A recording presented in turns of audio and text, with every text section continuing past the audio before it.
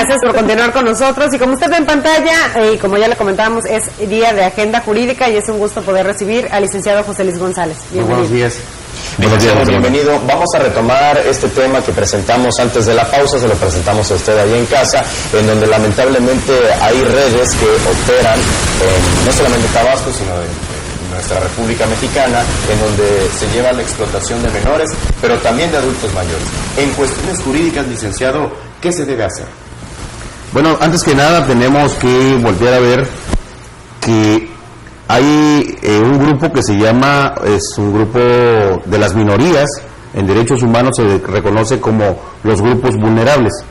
Dentro de esos grupos vulnerables existe una lista entre las que se encuentran las mujeres violentadas, los refugiados, las personas con VIH y SIDA, personas con preferencias sexuales distintas a la heterosexual, personas con alguna enfermedad mental, personas con discapacidad, migrantes, jornaleros agrícolas, desplazados internos y adultos mayores, niños y adolescentes. Y dentro de esa circunstancia nos hemos encontrado que hay una serie de leyes que se encuentran legisladas en toda la República Mexicana, pero que desafortunadamente en muchos de los casos es letra muerta. Y es letra muerta porque los ciudadanos o no tenemos la cultura del respeto a esas normas, o en todo caso también, como en el caso planteado ahorita, las autoridades tampoco realizan el trabajo que les corresponde a ese respecto y dejan crecer el problema. Entonces yo creo que aquí tenemos que voltear a ver que se debe actuar en consecuencia en relación con las legislaciones que ya tenemos previstas para cada caso específico. Hablábamos en este caso, lo que nos preguntas específicamente es sobre los niños de la calle. Y entonces, el problema de los niños de la calle ha sido una situación que nos hemos planteado durante mucho tiempo, inclusive han habido grupos que han realizado estudios al respecto y nos hemos encontrado que esos niños de la calle son utilizados por personas que trafican con seres humanos, que los traen de distintos lugares de la República, o en todo caso traen niños hasta del extranjero que por su propia necesidad los ponen a mendigar, es decir, los ponen a limpiar parabrisas, los ponen a pedir dinero, y al final del día ellos no ganan absolutamente nada, sino que ese dinero se los quitan precisamente esas bandas de delincuentes. Y también trafican con adultos mayores. Claro. O explotan adultos mayores. Claro. Hemos visto los casos en donde a un anciano o una anciana la dejan en algún crucero, ¿sí? La van a dejar en la mañana y la van a buscar en la tarde. Es decir, y nosotros pues no hemos dicho absolutamente nada y no hacemos una investigación de fondo para saber quién o quiénes son las personas que están abusando de la situación, de esa situación en relación con ese adulto mayor. Licenciado, también otro de los grupos vulnerables a los que usted se refiere, y como comentó, son las personas discapacitadas, ¿no?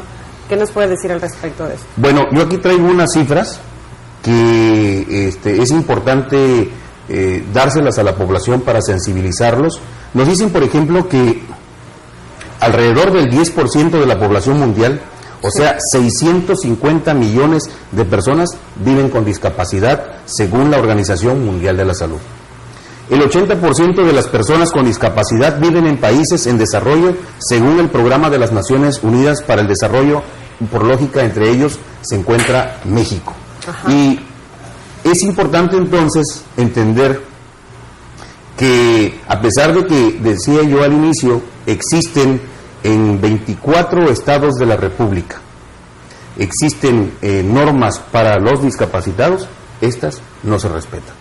Es decir, lo hemos visto así como una cuestión minimizada, claro, como que es algo que no es muy interesante, pues a lo mejor no le da mucho plus a los políticos, y entonces solamente lo utilizan para la fotografía. Y esto es denigrante para nuestra sociedad, porque yo creo que en la medida en que nosotros tengamos verdaderamente esa cultura del respeto hacia esas personas que tienen por una razón u otra una discapacidad, en esa medida las haremos hacer vivir más plenamente. Claro, y hacer conciencia a todas las personas también de que, bueno, los centros comerciales, digo, primero empezando por los no estacionarse en los lugares donde están las rampas, ¿no? Así es. Y crear conciencia en los empresarios de que hagan lugares más accesibles para estas personas. Es correcto.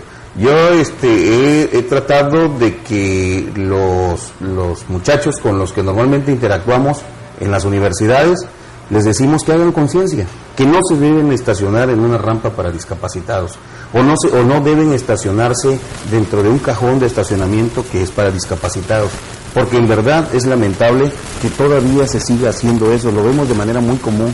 Y bueno, aquí la falta de conciencia del ciudadano y la autoridad que no actúa, porque en verdad es muy vergonzoso que alguien que sí está en buenas condiciones se pare con su vehículo ocupando un cajón de estacionamiento que es para un discapacitado. Le quita la oportunidad verdaderamente de poder vivir en plenitud a esa persona. Claro, y recordar solamente, nosotros tenemos en nuestra página de internet www.tvaztecatabasco.com.mx este tipo de denuncias. Usted, si ve a alguien que lo está haciendo, tómele la foto al carro o a la persona, mándanos a nosotros a la página de internet y nosotros la publicamos porque no se vale. Se hace acreedor del ciudadano del día, El ¿no? ciudadano, efectivamente. Pues, licenciado, muchas gracias. Yo solamente quisiera concluir con una frase que yo creo que lo dice todo. No es la discapacidad que hace difícil la vida, sino los pensamientos y acciones de los demás. Ahí lo dejamos como reflexión. Para reflexionar. Claro, muchísimas gracias, licenciado.